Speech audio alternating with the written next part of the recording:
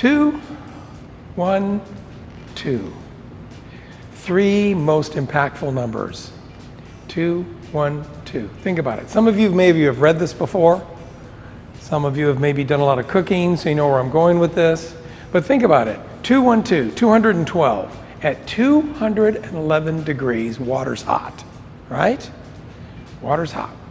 Just hot. 212, water boils. 1 extra degree. And now we have boiling water. What do we get with boiling water? We get steam. What do we get with steam? We get power.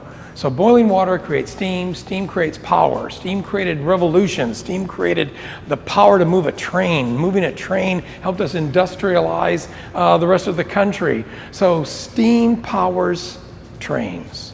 Steam comes from boiling. Boiling just comes from 1 degree. 1 degree from hot to boiling. Where's your 1 degree? Who's the person in your outfit, in your office? Who's the person in your company? Who's the person in your association who's got that extra degree, the 1 degree that takes everyone from hot to boiling? Leaders have that 1 degree. Leaders are the ones that can make things happen out of what we're given. And that's what we're going to talk about today, is developing leaders. You know how you can tell the leader in a simple conversation? Leaders spell leadership with 2 S's. The first S comes when something is positive. When you go up to them and you say, we had a wonderful quarter. Everything worked on time. Deadlines were met.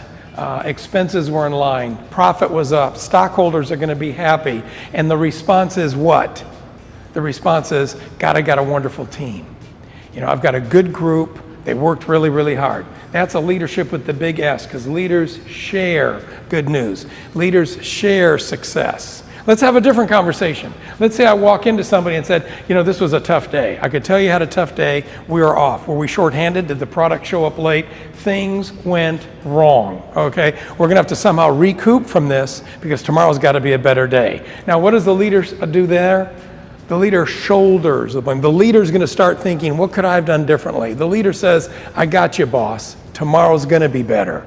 I can figure this out. What should I have done? Who should I have scheduled? What changes am I gonna make? Okay, that's leadership, 2 S's. We share success. We shoulder the negative when things go wrong. So how do we get our people there? Who wants to develop leaders?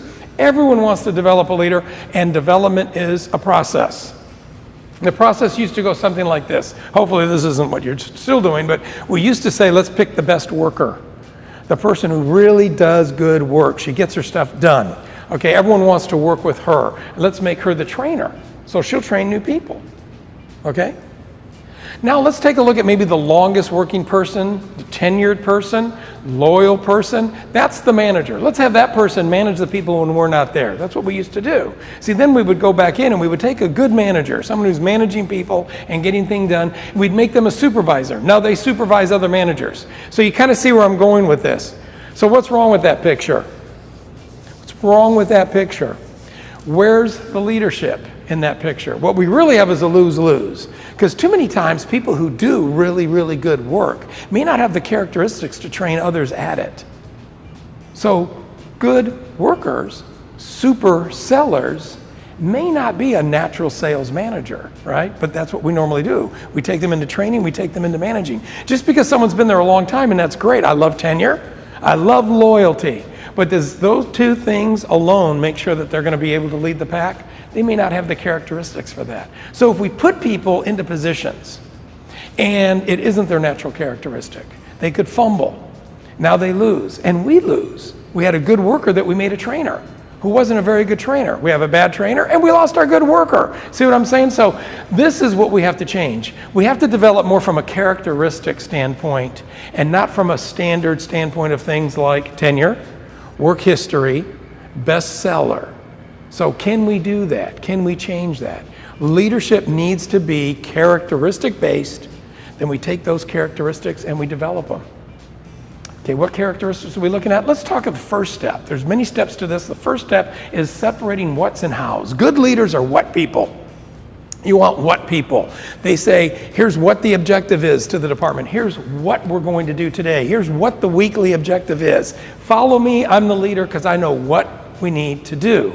Okay? Really good managers under that type of a leader are what? They're how people.